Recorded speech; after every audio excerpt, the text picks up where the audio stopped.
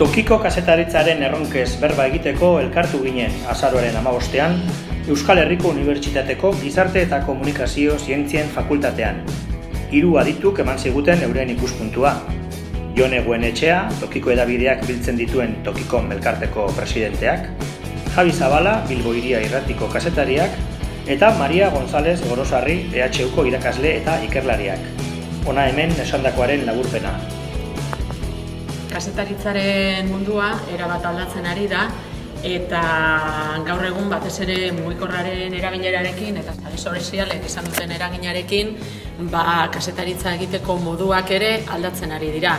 Eta Tokikomen kasuan, Tokikom 60 hedabideek osatzen dute, eta Tokikomen badago kanal digital bat, 23 webgunek osatua, eta dagoeneko trafikoaren 60% baino gehiago bataz beste mugikorretatik sartzen da, eta sare sozialetatik. Eta horrek eragin handia izan du lan egiteko moduetan. Zaila dugu entzuleak, gure kasuan irratia denezkero, edo irakurleak dena doan izatera ohituta dauden testuinguru honetan, baina nik uste dut hor bi bide daudela. Alde batetik komunitatea trinkotzea, komunitatea egitea, hedabide horrek,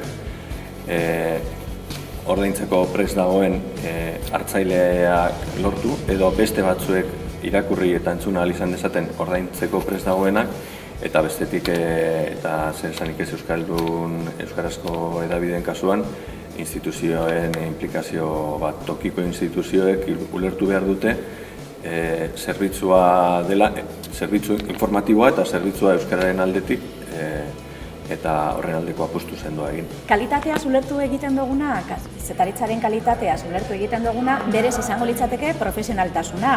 Bardin da zer emutan jarduten dugun, kazetaritza da. Iturriak aipatzen duguz, iturriek deukien interesa aipatu egiten dugu, hobeto ulertzen dugulako albistea horren bitartez, gero albisteak erantzun behar dauz, 5 CIV bikoitza, testu ingurua agertu behar dau, eta hizkuntza izanin behar da kazetaritza mailakoa, eredu jaso batekoa.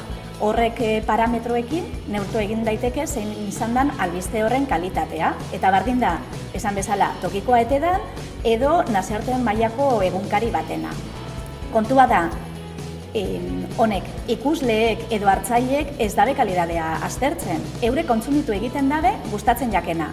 Eta ikerketek diotena da, eurek badakitela ezberdintzen zer dan kalitatezkoa eta zer ez. Baina guk ez dugu zertan kalitatezko kazetaritza berez kontsumitu egiten dugu gustatzen jakuna. Gure erronka, euskarazko kazetaritzaren erronka bada, kalitatezko kazetaritza izan daitekeela kontsumigarria. Ze badira gure aurka lehiatzen diren gaztelerazko hainbat hedabide, ez dira bat ere kalitatezkoak, baina merkatu zabalera zabaltzen dira. Gure erronka hori izango litzateke kazetaritza eredu propioa sortzea, kalitatetik eta geuri begira. Webgunek geroz eta bisita gehiago jasotzen dituzte, baina webgunen negozio eredua oraindik zalantzan dago. Zergatik, jendeak ez duelako ohiturarik interneten edukiak ordaintzeko. Orduan, papereko erredakzioak webgunetara bideratu gura baditugu, webgunetako negozio eredua oraindik inventatzeko edo dagoela esango genuke. Hurbiltasuna hain zuzen ere da guk tokiko komunikabideok infoxikazio merkatu lehia erraldoi horretan daukagun abantaila bakarretakoa.